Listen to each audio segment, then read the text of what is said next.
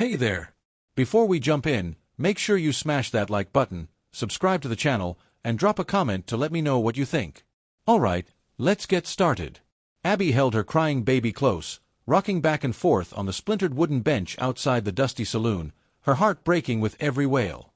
Just across the dirt street, he stood with another woman, dressed in a crisp white dress and wide-brimmed hat, hand gently holding hers, smiling like the sun was shining just for them. Abby collapsed onto her knees in the hot dust. "Franklin, please, don't do this to me," she gasped, her voice cracking as her trembling hands reached for him. "We got a child, please."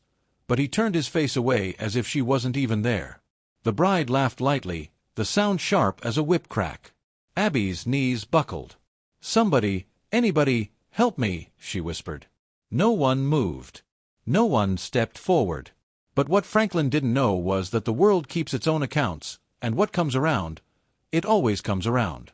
Abby had never been the sort to demand attention. She wasn't flashy or loud. She didn't know how to turn heads the way Vivian did, with her expensive dresses, shiny boots, and confidence that cut like glass. Abby's goodness lived in her hands, in the way she cooked beans without wasting a single kernel, in the way she patched Franklin's shirts until the seams were barely holding, in the way she stayed up all night when little Maribel had a fever, whispering prayers into the child's soft hair. She'd married Franklin 5 years ago in a small chapel on the outskirts of Dry Creek. Only the preacher and a handful of neighbors had been there. No fancy celebration, no carriage, no wedding gifts carried in by wagons, just two people making vows that meant everything to them. Abby had meant every word. She had believed that Franklin had too. But Franklin had always carried a restless hunger inside him. He was the kind of man who looked at what he had and only saw what he lacked. He wasn't cruel in obvious ways. He didn't strike her or humiliate her in front of folks. But there was always a cold distance she could never cross, a gap between them that widened every time he lingered near a woman richer, smoother, shinier than she was. Vivian arrived in Dry Creek 2 years into the marriage. She came from a wealthy family over in Silver Springs and had chosen this quiet town, folks said, because she liked the wide fields and open skies. Abby suspected the truth. Vivian liked the attention. She was tall, fair-skinned, and always draped in fabric that cost more than most families earned in a month. And she had noticed Franklin, or maybe Franklin had noticed her first. Either way, it didn't matter now. What mattered was that he had made his choice in the cruelest, most public way possible. On the day of the wedding, Abby didn't understand until she saw the town square. Franklin stood beside Vivian, radiant in white, while neighbors clapped and cheered. She had not been warned, not given a private word. He had simply stepped forward, leaving her behind like a woman at the wrong door. That night, she returned to what had been their home to find most of the furniture gone. A cousin she had always been kind to avoided her eyes as he told her to gather her things before morning. The house belonged to Franklin's family. It always had. Abby packed what little she could carry, a bundle of clothes, one small photograph, and Maribel, wrapped tightly against her back in the blanket she had been swaddled in at birth, and walked into the dark, not daring to look back. The shack she found at the edge of town had been abandoned for years. The roof had holes wide enough to see the stars, the walls let the winter wind creep in, but there was a door that shut, and that was more than she could hope for.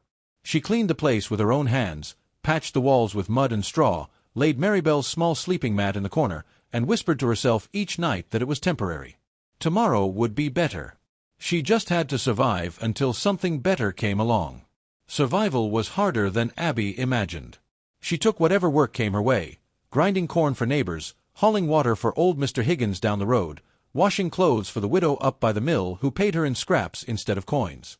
Maribel was still nursing at 18 months, a blessing and an agony. A blessing because it kept the child alive, an agony because Abby wasn't eating enough for both of them. She felt it in the hollow ache behind her ribs every afternoon when the sun blazed overhead and there was still no food. The town women watched her with a mixture of pity and judgment, most leaning toward judgment. Rumors spread like wildfire, carefully planted by Franklin's kin. Abby was lazy, difficult, stubborn, disrespectful. Franklin had been patient, they said, before making the only decision a self-respecting man could. Abby heard these whispers secondhand from Mama Eula, an old woman who lived by the creek and was one of the few who still greeted her. "They're saying things that ain't true," Mama Eula said one evening, handing Abby a small bundle of dried fish. Abby asked why the town found it so uncomfortable to see a good woman treated wrong. "Because if you did nothing wrong," Mama Eula replied quietly, "then it could happen to any of them, and that scares them more than the truth ever could." Abby held that close. It didn't fill her belly, but it steadied her heart. 6 weeks after Abby had settled into the broken shack, Maribel's breathing changed. It started in the dead of night, a thick rattling that didn't belong in a child's chest. By morning, the baby's skin was burning, and her eyes had that glassy, distant look. Abby recognized it instantly. She had seen a neighbor's child with the same sickness a couple of seasons back. It meant danger. Quick. She ran from door to door, asking for help. To the woman whose laundry she had scrubbed, who had smiled at her before, "I can't spare anything," the woman said. To the man who had promised her extra coins for helping with his corn harvest, he had no work ready. She knocked on Franklin's aunt's door, the woman she had cooked for during feast days, pleading, "Please, not for me, for the child. She's his blood too." The aunt looked at Maribel, then at Abby, and quietly shut the door. Abby stood there for a full minute. She didn't cry. She was past that. She adjusted the baby higher on her back and began walking again. She didn't intend to go to Franklin's house. She'd promised herself she'd never put herself at his mercy again. But Maribel was sick, and a mother's promise to her child always comes before promises to herself. Franklin answered the door. Abby could see something cross his face, discomfort, maybe regret, maybe the first flicker of understanding, but then Vivian appeared behind him. That look disappeared. "You shouldn't be here," Franklin said, voice tight. "Don't come back." "She's your daughter," Abby said simply. "Go," he said, shutting the door. Abby walked back through the dusty streets, Maribel weak on her back, and sat beneath the old cottonwood in the town square, the same place she had fallen to her knees weeks ago. She breathed slowly, closed her eyes, and made herself a quiet, iron promise. If Maribel survived, she would never let another human being hold power over her child's safety again. She would build that power herself, or die trying. Mama Eula found her an hour later. The old woman didn't ask questions. She just took Abby and Maribel to her house. She treated the child with herbs she had trusted for 50 years and sent a boy running to the next town for proper medicine with coins she had kept hidden beneath her mat. By the 3rd day, Maribel's fever broke. Abby sat beside her sleeping daughter and felt something shift inside her. Not relief. Something harder, permanent, like a bone setting after a break. She realized she had decided, once and for all, never to be powerless again. As Abby began slowly rebuilding, someone quietly tried to pull her back down.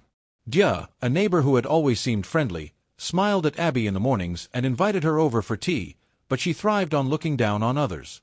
Every time Abby made a small step forward, things fell apart suspiciously. Abby first didn't know who was behind it, only that opportunities dried up at the worst possible moment. She kept working, kept her suspicions to herself, focused on survival. Mama Eula watched Dia closely, quietly filing away evidence for the day it would matter. It was the dry season, and Abby often walked 3 miles to the next village for work, carrying Maribel strapped to her back with a rough piece of cloth. One afternoon, helping harvest yams on a sprawling farm, the heat got to her. She hadn't eaten all day, had walked 6 miles, bent over digging for 4 hours. The world tilted sideways, and she didn't have time to brace herself before she fell. When she opened her eyes, a man, older, perhaps in his 60s, was crouched beside her, offering water. "You eaten?" he asked, calm and steady. Abby shook her head. He called inside, and food arrived. His name was Mr. Harrington. He had grown up in these parts, left for the city to build a transport business, and recently returned to retire on his farmland. Over the next few weeks, as Abby returned to work, he took notice. She arrived before the others, left after. She organized the harvest, taught herself basic accounting, scratching numbers in the dirt at lunch. "You've got a good mind," he told her one evening when she stayed late securing a tarp over the stored crops before an unexpected rain. She laughed. The first time in months someone had laughed with her, not at her. Mr. Harrington offered her a steady position, managing daily operations, keeping records, organizing the laborers. He also gave her a small room in the workers' quarters where she and Maribel could live safe and dry for the first year. Standing there, Abby felt something she'd almost forgotten. the sensation of a door opening instead of closing. She accepted without hesitation. Meanwhile, Franklin's new life was slowly cracking. Vivian's family, the practical, hard-nosed merchants, had married her off with a plan. They hadn't realized until later that Franklin had misrepresented his finances, stretched the truth, and perhaps forged documents. Within 6 months, their hired investigator found the truth. Franklin owned no land, owed money across 2 towns, and had a reputation for expensive tastes on a modest income. Vivian's family quietly pulled back the support they had initially given, one thread at a time. Vivian, accustomed to comfort, hadn't anticipated this and struggled to adjust. Arguments erupted behind closed doors. The townsfolk could hear the tension, though not the words. Abby, meanwhile, built steadily. She learned the farm, negotiated sales, kept meticulous records, and grew confident. Mirabelle thrived, healthy, curious, toddling after her mother with a seriousness beyond her years. The farmhands called her the little manager, and Abby accepted the title with pride. When Abby returned to town, she noticed subtle changes. Women who had avoided her nodded politely. Men who had sneered now watched with a hint of respect. Mama Eula greeted her with open arms, a pot of soup, and a quiet conversation that lasted for hours. Abby felt, for the first time in 2 years, that she was not alone. A year passed, and Abby had grown into her role on Mr. Harrington's farm with the steady determination of someone who knows opportunity doesn't knock twice. She kept meticulous records, negotiated deals with traveling traders, organized the laborers efficiently, and saved the farm more than Mr. Harrington had expected in a single season. She discovered a market for processed dried cornmeal and yam flour, packaged and sent to buyers in the city, and presented her plan with careful numbers and timelines. Mr. Harrington approved it. And it worked. He introduced her quietly to contacts, other farmers, cooperative women, and reliable city buyers. Nothing flashy, no parades, just practical introductions to people who valued competence. Mirabelle, now 3, toddled after her mother around the farm with a serious expression, always intent on helping with chores. Workers began calling her the little manager, a title she took seriously. Abby watched her daughter and felt the promise she had made under the cottonwood tree coming true. She had built a life from nothing, a life no one could take away because it had been constructed from the inside out. She didn't return to Dry Creek often, but when she did, she noticed the shift. Women who had once turned their backs now greeted her politely. The man who had withdrawn a job offer after Dahlia's lies now watched her pass with respect. Mama Eula met her with open arms and a pot of stew, and they sat together, talking for hours. Abby felt, for the first time in 2 years, that she wasn't alone. Meanwhile, Franklin's marriage to Vivian was falling apart.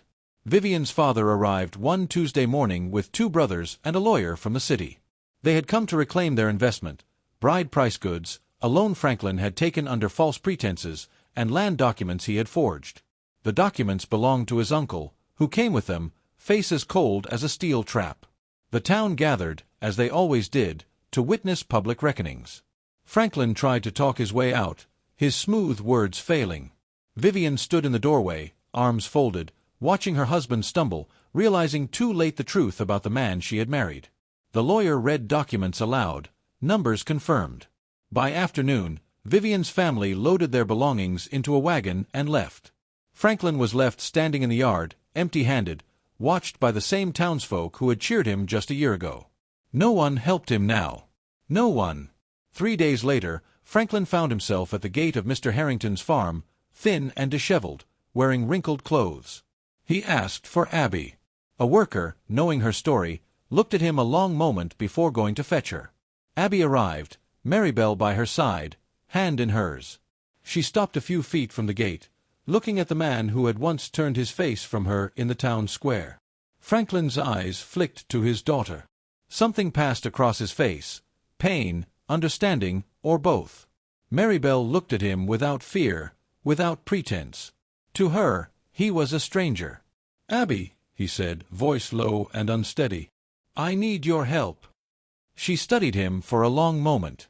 She didn't feel triumph, bitterness, or rage. She felt something quieter, a clarity that had taken years to earn. "What kind of help?" she asked. He laid out his situation. Debts, legal troubles, nowhere to stay, no one willing to assist. He didn't apologize, didn't try to explain.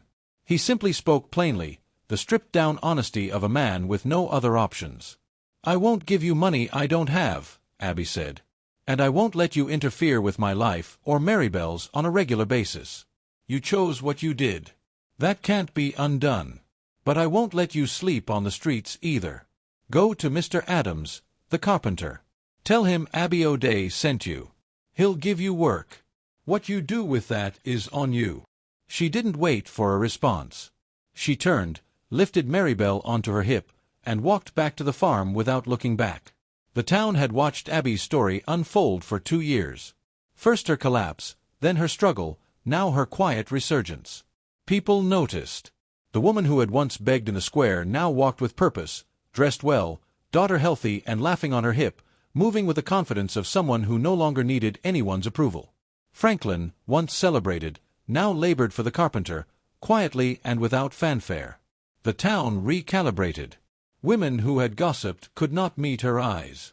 One even began an apology outside the post office, but Abby nodded politely and kept walking. She wasn't interested in settling scores. She had somewhere to be. Dalia, the woman who had tried to sabotage her, faced the slow withdrawal of trust, doors quietly closing, assistance vanishing. Small-town justice had found her. Abby felt no satisfaction in it. She hadn't asked for it. She hadn't needed it. She noted it, filed it away, and carried on with her life. 2 years after her collapse, she returned to the town square, not in grief, not in triumph, but in ordinary life. Maribel ran ahead, laughing toward Mama Eula's gate. Abby carried a basket from the farm as a gift. Sitting in the old woman's courtyard, Abby thought about it all, the moment on her knees, the cruel wedding, walking out of her home with a baby and one photograph, the broken shack, the empty stomach, the closed doors, the cup of water from a stranger, and the promise made in the dark. She had kept that promise. Not perfectly, not without missteps, but she had kept it. She was not the woman she had been. She hadn't become powerful because a man chose her.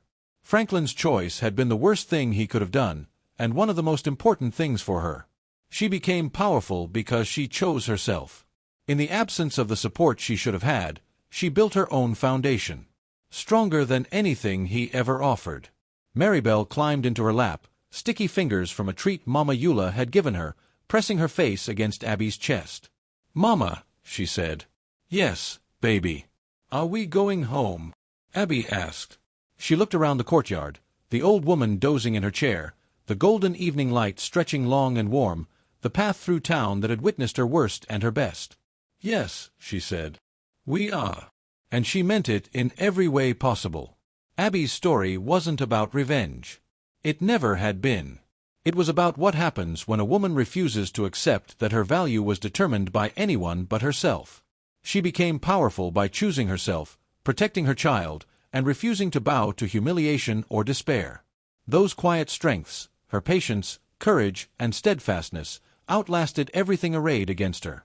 Franklin paid for his choices, not because the world is cruel, but because choices have consequences. Abby went home to a home she built with her own hands, with a daughter healthy, bright, and safe, knowing that she had chosen them both when no one else would.